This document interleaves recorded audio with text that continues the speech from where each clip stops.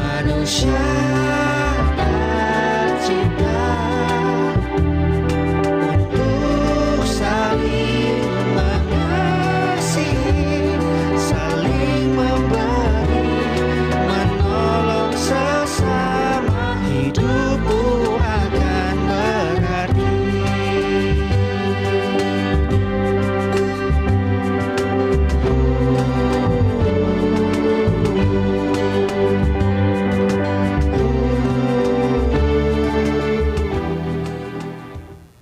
Salam jumpa pemirsa, bersama saya Al-Fakhri di program acara Berbagi Kasih. Di acara ini saya akan mengajak teman-teman untuk berbagi dan saling peduli dengan sekitar kita.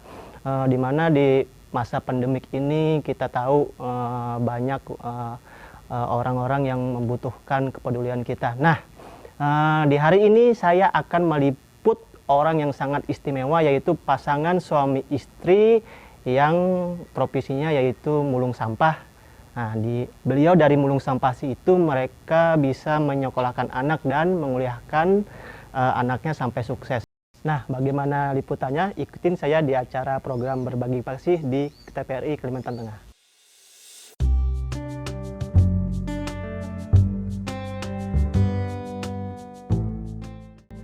Inilah sosok Bapak Junet dan Ibu Imahyati, pasangan suami istri yang berprofesi sebagai pemulung sampah. Bagi beliau, sampah merupakan sumber kehidupan bagi mereka. Dari sampah, beliau bisa menyekolahkan ke-6 anak mereka dan menguliahkan anak mereka sampai sukses. Nah, penasaran kan bagaimana beliau bisa membuat anak mereka menempuh pendidikan sampai sukses?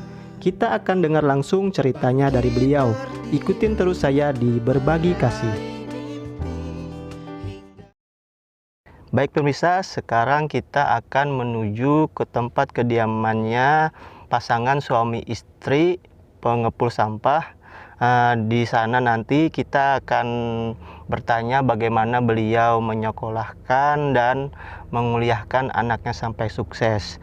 Oke, ikutin saya dan tim di acara Berbagi Kasih. Manusia tercipta untuk saling mengasihi, saling memberi, menolong sesama. Sih Pak, Ya, silakan masuk. siapa Ya, pagi? mari. Maaf ya Pak, nggak bisa Oh, salaman karena silakan. COVID ini. Ya, nggak apa-apa. Nggih. Pak, saya mau izin. Nggih. Ini kan kita mau dengar cerita menarik dari Bapak nih, Nggih, nggih. biar Bisa. menjadi motivasi masyarakat yang melihat. Nah, Nggih. bisa kita ngobrol bentar, Pak? Bisa. Ya, silakan. Jangan dulu. Oke, teman-teman, kita sekarang mau ngobrol sama beliau. Pak, mohon maaf, Bapak Junet. namanya siapa, Pak? Bapak Junet. Pak panggil. Junet, Ibu. Ya. Inayati. Ibu Nayati. Nah, Pak, kita di sini kan sering melihat Bapak ngambil sampah gitu loh. Kalau kita dapat informasi bahwa anak Bapak itu udah kuliah. Kuliah ya, Pak? Iya, iya. Kuliah sama sekolah dari hasil Bapak kerja ini ya, Iya. mulung sampah, Pak Iya. ya. Nah, saya mau mendengar cerita Bapak nih, biar masyarakat juga ngelihat dan termotivasi. Iya. Apalagi sekarang kan di Bapak tahu COVID kan, Pak? Nggih, nggih. Nah, di pasca pandemi ini Nggih, banyak orang yang putus asa Iya, dalam iya. bekerja, nggih. apalagi mencari ekonomi kan, Pak. Nah, Iya, iya. kita mau dengar cerita dari Bapak, bagaimana Bapak sampai bisa menguliahkan anak Bapak itu sampai sukses. Gimana, Pak? Ya, Benar, Pak. di sini saya ucapkan terima kasih kepada TVRI Kalteng yang pada saat ini telah sudi untuk meliput kegiatan aktivitas saya sehari-hari, di mana kegiatan saya ini yaitu kegiatan mencari barang bekas atau rongsok. Jadi bisa juga dikatakan seorang pemulung. Jadi saya seorang pemulung. Setiap pagi saya berangkat sama istri saya. Ini berangkat membawa gerobak, langsung kami menuju ke tempat pengambilan sampah, dan langsung juga kami di tengah jalan itu biasanya kami rutenya dari rumah ini langsung ke Geobos atau langsung ke Abro, nanti kami sampai ke Raja Wali, Gili Kriwut. Nah, rutenya ya di sekitar keliling kota Palangkaraya.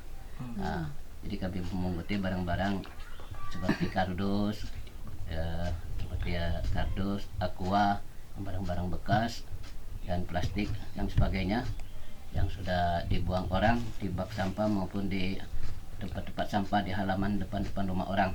Nah, itu ya alhamdulillah saya semenjak pemulung ini sudah alhamdulillah bisa menyengolakan anak saya. Jadi mungkin para bapak-bapak dan ibu teman-teman yang warga yang sekarang ini status sebagai seorang pemulung, jadi yang mempunyai ekonomi kelas menengah ke bawah, jadi kita jangan pesimis, jangan kecil hati. Ternyata saya seorang pemulung sampai saat ini bisa menyengolakan anak saya yang 6 orang. Bapak punya 6 orang anak? Ya, 6 orang anak, ya 1 perempuan. Jadi 5 orang laki-laki. Yang pertama alhamdulillah sudah selesai. Kebetulan kemarin mengambil di Visipol Unpar jurusan Administrasi Negara. Kebetulan pada saat widisium wisuda anak saya mendapatkan Kamlot terbaik di Universitas Palangkaraya. Dapat gelar itu ya? Alhamdulillah. Jadi mendapatkan peringkat terbaik di fakultas Visipol Universitas Palangkaraya. Alhamdulillah. Ya, namanya anak saya tersebut yaitu mungkin para bapak-bapak dan ibu sekalian mungkin ada yang mengenalnya, Muhammad Fadil Erwin Syah Permana. Sekarang di mana, Pak? Sekarang alhamdulillah anak saya sedang mengikuti kegiatan seperti bekerja di untuk magang di Bank Mandiri. Mandiri cabang Sampit. Oh, di Sampit sekarang ya? Sampit ya. Ya, saya juga ini menunjukkan bahasanya mungkin dengan kegigihan anak saya juga dan berkat doa kita semua lah, dan saya dan istri saya ini memang punya etikat. Ya, jadi memang optimis bahwasanya kami akan menyatakan seorang pemulung, kami ingin memberikan motivasi kepada orang-orang lain yang ada di luar bahwasanya seorang pemulung itu tidak mesti anaknya tidak berpendidikan. Saya memang memfokuskan anak saya ya supaya anak saya ini mendapatkan pendidikan yang lebih baik daripada saya, supaya nasib mereka tidak seperti saya, ya kan? Itu keinginan dari saya. Ya alhamdulillah salah satu anak saya sudah ada yang selesai tamat dari perkuliahan Universitas Palangkaraya, dan yang nomor 2-nya alhamdulillah sekarang baru menyelesaikan KKN di Universitas Palangkaraya juga jurusan ilmu pemerintahan di Visipol juga. Alhamdulillah, yang namanya Muhammad Mardeka Ihsan.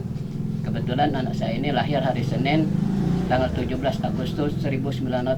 17 Agustus. Ya, namanya Muhammad Mardeka Ihsan. Kebetulan alhamdulillah juga anak saya ini yang memberi namanya pada saat itu mantan gubernur almarhum Bapak Warsito Rasman MA. Wow.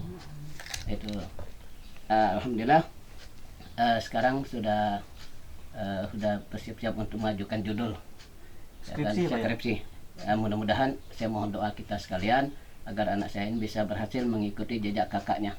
Amin. Setelah itu yang nomor 3 anak saya ini, dan nomor 4 masih di STM, Sekolah Menengah Kejuruan Negeri yang di Jalan KS Tubun di STM Bahri, jadi SMKN 1 yang nomor 3-nya di jurusan TKPB, TBSM, yang satunya di jurusan komputer RPL. Dan yang nomor 5-nya yaitu anak saya namanya Intan, itu binian sorangan atau binian ini perempuan, ini sedang lagi menjalani pendidikan di SMP Negeri 8 Tilung, kelas 3 sekarang kelas 10. Ya mudahan tahun ini insyaallah selesai. Dan yang terakhir yaitu Sauki Ahmad Juniardi Al Haidar, ini yang masih SD di SD Negeri 6 Jalan RT Melono, ini sekarang naik kelas 5. Ya para bapak dan ibu sekalian, ya inilah saya akan menunjukkan bahwasanya kita seorang yang istilahnya ekonomi lemah, kita juga bisa memberikan pendidikan. Saya juga berkomitmen untuk anak saya agar kehidupannya nanti lebih baik, dan juga untuk membangun negeri, bangsa dan daerah kita di sini Palangkaraya khususnya, Kalteng dan Indonesia pada umumnya. Semoga anak-anak kita ini tidak hanya menjadi pemain di penonton, tapi anak kita bisa jadi pemain. Jadi bukan hanya subjek, tapi anak kita menjadi objek, tapi bisa jadi subjeknya, bukan hanya di objek. Kan itu ya, mudah-mudahan sesuai mungkin dengan undang-undang dasar juga, bahasanya mungkin negara juga memberikan mensupport agar anak bangsa Indonesia ini menjadi anak yang berpendidikan. Kenapa saya punya komitmen seperti ini? Karena saya mungkin sebagai orang Muslim, saya mengingat bahasanya orang ingin bahagia di dunia dan orang ingin bahagia di akhirat, dan orang ingin bahagia keduanya itu harus dengan ilmu. Jadi semuanya itu man arada dunya fa alaihi bil ilmi wa man arada al akhirah fa alaihi bil ilmi wa man aradahuma fa alaihi bil ilmi. Jadi orang, kata Rasulullah, kalau ingin mendapatkan bahagiaan, cita-cita tercapai di dunia, itu harus pakai ilmu. Orang juga kalau menginginkan kebahagiaan di akhirat harus pakai ilmu. Jika orang itu semuanya ingin kedua-duanya, dunia dan akhirat, bahagia, itu harus dengan ilmu, kata Rasulullah. Jadi inilah mungkin pegangan prinsip yang saya pegang. Saya menginginkan anak saya semoga bahagia, ya makanya saya tempuh jalannya dengan ilmu. Bukan berarti dengan mal, bukan dengan harta benda, kekayaan. Karena ilmulah yang bisa mendapatkan kebahagiaan di dunia dan akhirat itu. Sehingga ilmu juga itu bisa mendapatkan harta benda, kekayaan. Dengan ilmu maka kita akan bahagia dunia dan akhirat, ya kan? Inilah mungkin yang membuat saya motivasi saya, anak saya agar mendapatkan pendidikan yang lebih baik, yang lebih tinggi daripada saya, karena saya menginginkan agar anak-anak semuanya menjadi anak yang berbahagia dunia dan akhirat. Jadi solusinya mungkin dengan ilmu menurut saya, karena saya tidak ada yang saya wariskan. Ya, saya tidak ada yang saya wariskan di Palangkaraya ini. Mungkin hanya ilmu lah bekal untuk mereka hidup ke depan, menempuh perjalanan hidup mereka ke depan. Ya, saya tidak mempunyai harta benda, jadi saya ingin agar mereka menjalani kehidupannya dengan ilmu pengetahuan, dengan pendidikan sesuai dengan prinsip saya tadi. Mudah-mudahan anak saya ke depannya menjadi anak yang soleh, solehah, bermanfaat dunia bagi nusa bangsa dan agama. Amin ya rabbal alamin. Mungkin sekilas dari saya inilah, dan saya mengucapkan terima kasih banyak kepada TVRI ya, Kalteng yang telah meliput saya dan para kru-krunya, sahabat-sahabat sekalian, khususnya juga wabil khusus pada Mas Arif ya, yang telah ingin meliput, mengangkat, mengekspos keberadaan saya, eksistensi saya di dalam pergulatan pencarian aktivitas pemulung ini. Mudah-mudahan Mas Arif diberikan umur yang panjang, diberikan rezeki yang banyak, dan bisa memberikan manfaat bagi orang-orang yang seperti saya ini, yang lebih dari yang seperti saya. Mudah-mudahan inilah mungkin dapat yang saya sampaikan. Terakhir bahwasanya long life of education.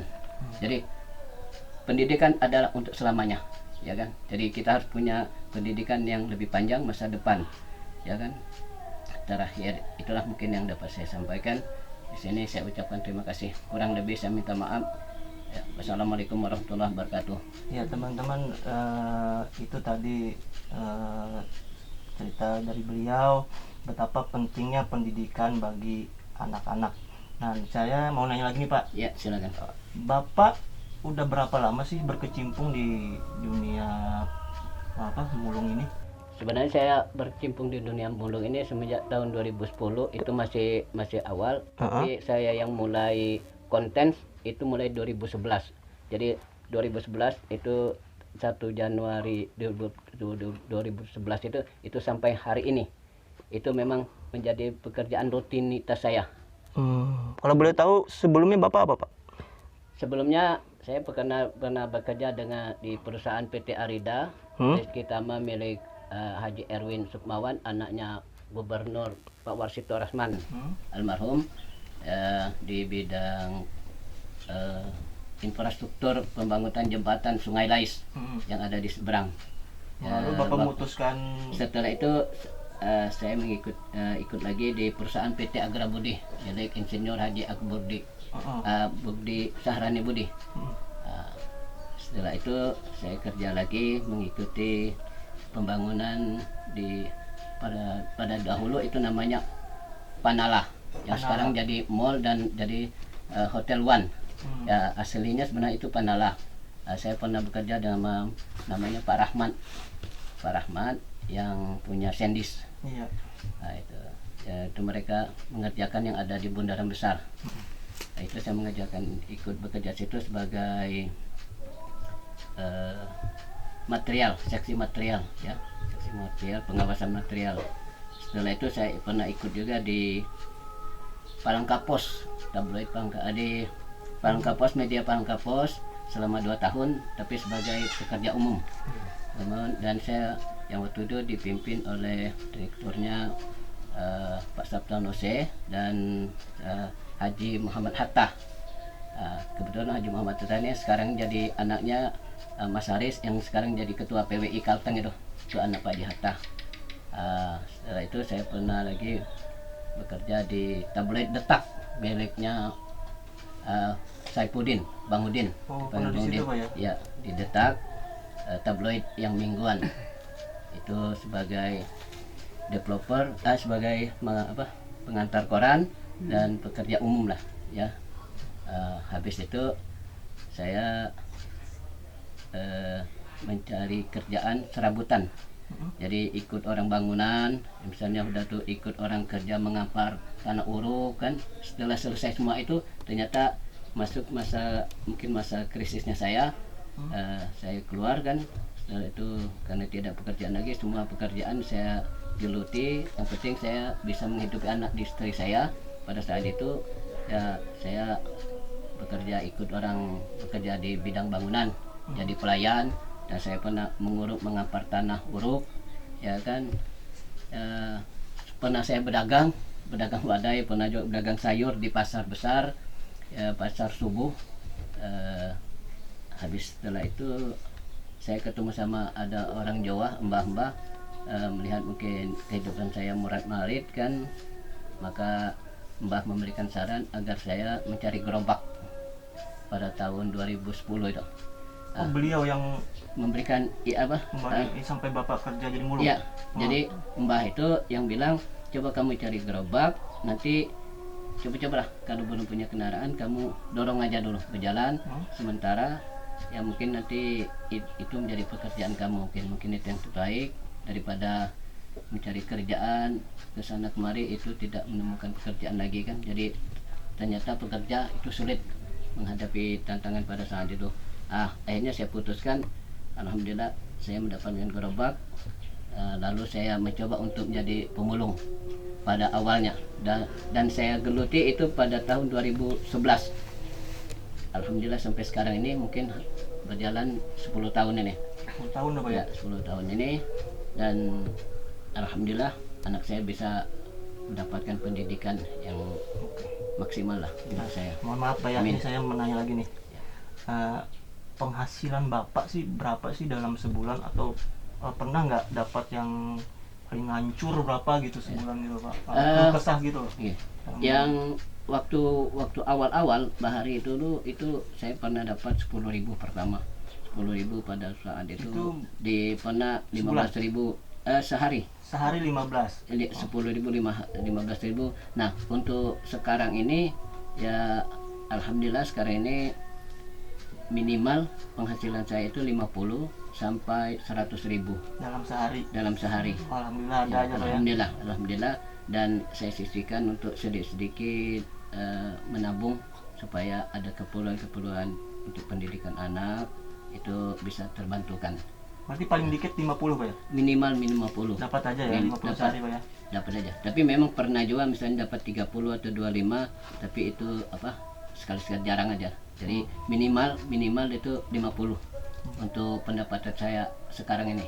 Kalau di masa pandemik gini apa pengaruh nggak Pak? Nah, semenjak masa pandemik ini memang memberikan dampak sangat signifikan, berpengaruh sekali menurut terhadap saya. Sampah juga? Terhadap Pengaruh? sampah, ya, terhadap barang-barang rongsok. Karena barang-barang rongsok ini mendapatkannya agak sulit dan menjualnya harganya agak turun gitu ya. Oh, jadi turun juga harga ya? Ya, jadi berdampak bekerjanya sudah maksimal tetapi hasilnya kurang maksimal kan itu. Tapi bagi saya ini tidak jadi masalah karena ini sudah menjadikan pekerjaan rutinitas saya. Apapun yang terjadi itu saya harus laksanakan, saya harus kerjakan ya semaksimal mungkin, karena kalaupun saya tidak mengerjakan ini maka saya akan lebih parah, ya kan, lebih parah lagi dalam kehidupan rumah tangga saya gitu. Jadi kalau ditanya soal berdampak atau tidak, jelas berdampak Mas Rib. Dampak Jadi, ya. berdampak. Yang dulu misalnya saya bisa 70 per hari itu atau 80 bisa dipastikan, ya kan, tapi untuk sekarang ini akhirnya turun jadi 50 kan, misalnya kadang 40 kan itu. Nah jadi berdampak sekali. Kalau sebelum pandemi ini COVID-19 ini saya bisa misalnya menghasilkan 100.000, itu malah menjanjikan, artinya bisa dipastikan itu 80 atau 100.000 per hari. Nah untuk sekarang ini malah minimal 50, atau kadang-kadang bisa maksimal cuma 65 atau 70 sehari. Dan ini kami berdua sama istri saya, bukan sendiri. Jadi kalau dikalkulasikan berarti kalau seandainya 60 berarti kami berdua hanya menghasilkan 31 orang. Nah itu. Oke Pak, mohon maaf nih, ada anaknya nggak Pak? Ada. Bisa- SK Agil. Ya. Sini dikit. Awas hati ada om. Awas ada Om. Agil. Ini Agil nih yang bungsu. Yang bukan, ini yang nomor 4 4. Ya, ini yang RPL. Ya, ini kita pemirsa bersama si Agil ya. Ya, Ini yang paling bungsu. nomor 4. Nomor 4 yang sekarang Yang pendidikannya apa nih Pak? pendidikan di SMKN 1 Palangkaraya.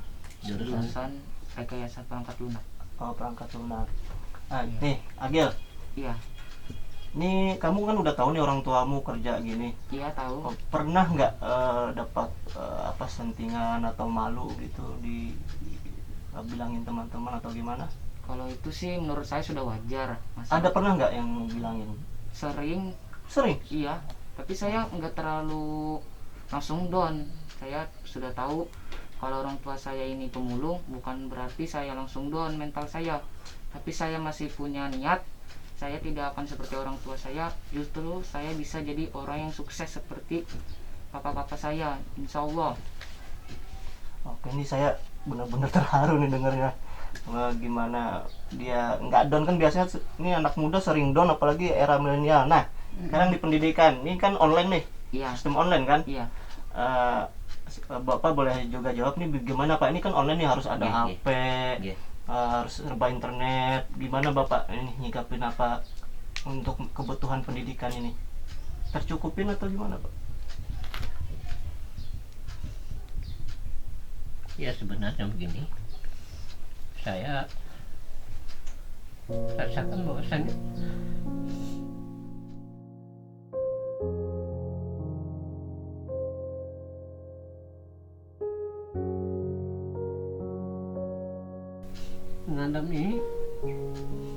mengalami kehidupan yang seperti ini. Artinya saya sementara belum bisa memberikan kebahagiaan ya untuk anak-anak saya, tapi saya punya tekad dan komitmen agar anak saya tetap punya pendidikan yang lebih baik dari saya untuk merubah kehidupan mereka pada yang akan datang, zaman-zaman yang akan datang. Mungkin tantangan dan mereka itu mungkin juga tantangan lebih berat daripada sekarang ini.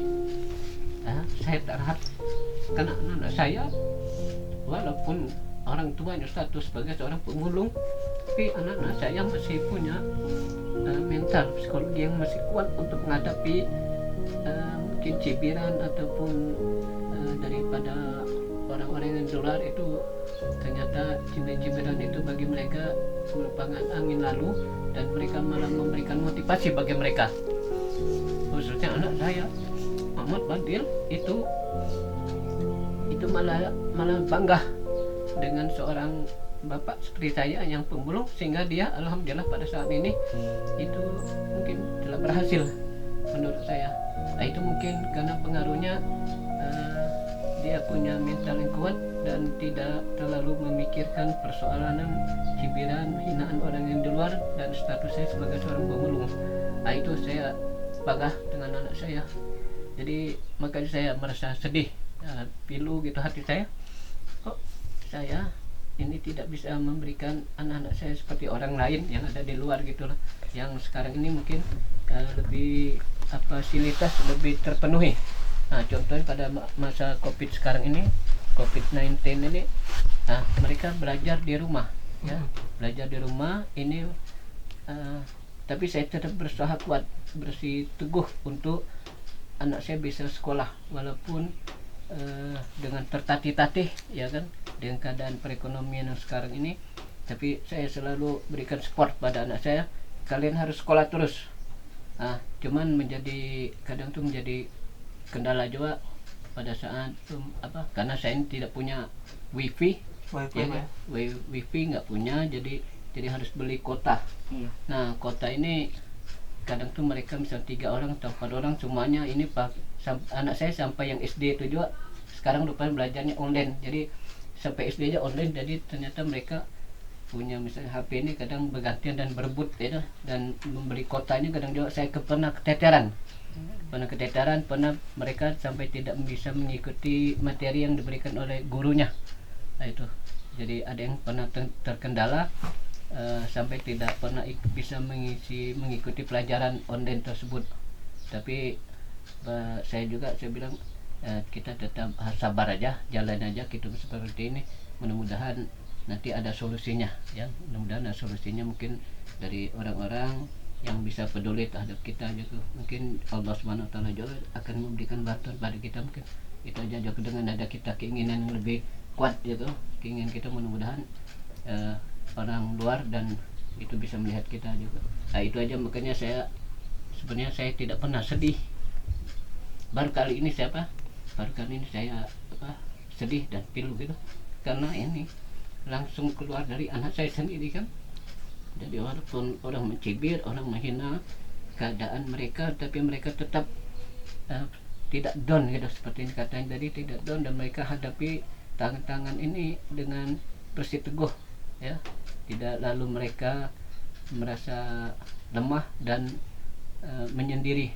Alhamdulillah, saya ucapkan terima kasih juga pada anak saya, ya, mudah-mudahan mereka bisa sukses dan berhasil menjadi orang yang bermanfaat bagi nusa bangsa dan agama pada akhirnya. Kalau dulu sih emang wajar kalau saya malu dulu, kan baru pertama kali orang tua saya mulung. Di waktu itu tuh teman-teman saya pernah ngata, kok orang tua kamu mulung? Saya jawab iya. Lalu dia, oh jadi kamu orang tuanya ngambil-ngambil sampah. Terus saya dihina-hina. Bukan berarti saya malu atau gimana gitu.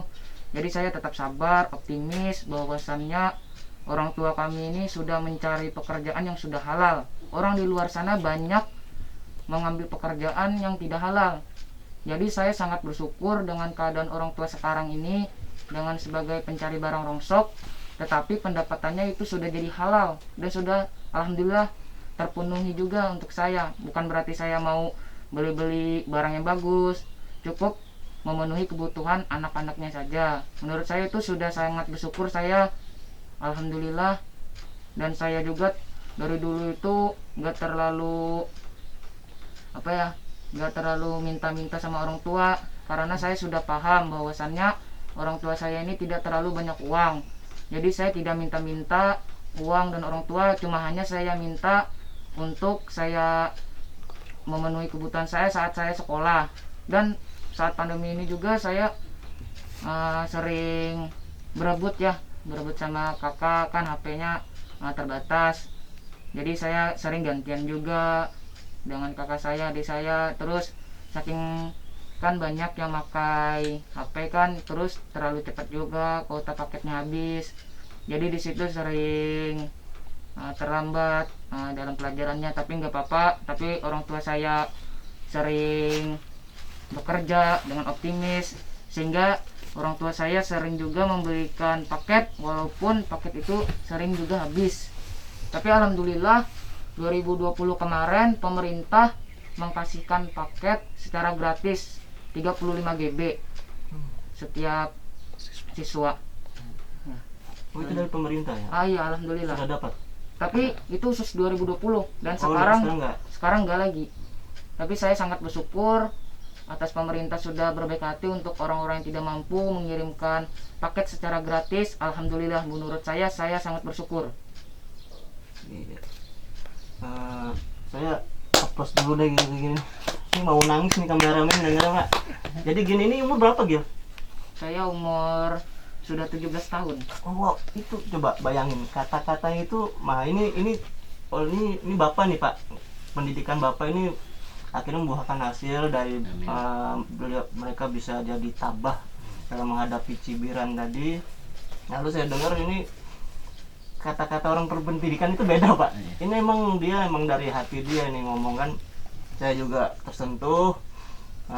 Lalu jadi di masa pandemi ini saya dapat intinya Bapak malah penghasilan turun dan kayaknya pengeluaran bertambah Pak ya. Dari kota tadi kan. Iya kan? Oke pemirsa, kita udah dengar tadi cerita dari Pak Junet dan ada Agil. Agil, nih kakak mau beri sedikit semangat ya. Kamu jangan dengerin dah yang cibiran-cibiran kayak gitu. Kamu kamu melihat lagi, ada lagi yang di bawah tuh. Oh iya. Di bawah dari hidup Bapak ada lagi yang di bawah, yang entah dari fisik ya apa, kalian udah belajar bersyukur kan gitu. Nah untuk Bapak juga Pak, terima kasih juga nih udah didik anaknya dengan pendidikan yang lebih utama kan. Dan Bapak juga semangat, dan ini teman-teman ini bisa jadi motivasi kalian bahwa orang sukses, orang kaya pun itu tidak mungkin berhasil Pak mendidik anaknya. Tidak akan berhasil, dan tidak kebanyakan juga ada yang nggak sukses mendidik anak walaupun dia beruang. Dan di sini saya rasa Bapak udah berhasil mendidik anak, terutama bukan pendidikan juga tapi akhlak Pak. Akhlak itu sulit dididik, itu emang dari orang tua yang ngajarin, dan sopan santun itu dari orang tua semua. Nah, Agil semangat ya, pendidikannya sampai ini udah kelas berapa? Sudah kelas 11. Berarti kelas berapa lulus? Sampai kelas berapa kalau lulus? Sampai kelas 12. 12 ya, bentar lagi ya. Iya, bentar lagi. Mau lanjutin kuliah mana rencananya Gil? Rencana sih di Unpar aja, nggak usah jauh-jauh.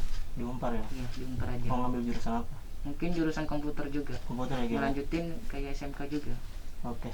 Pak, ini kita ada sedikit bantuan Pak ya. Mohon diterima ini Pak ya, sedikit bantuan, semoga bisa membantu di masa ini Pak ya, pandemi sekarang. Ini dari tim Pak ya.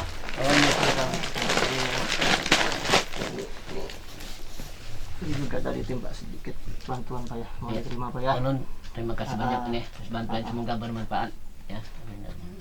Ya teman-teman, itulah tadi sesosok pasangan suami istri yang mencari nafkah dari hasil sampah. Jadi di sini jangan malu hidup dari sampah daripada jadi sampah masyarakat Pak ya. Kan gitu. Oke, ikutin saya terus di program Berbagi Kasih di acara selanjutnya. Thank you. Manusia tercipta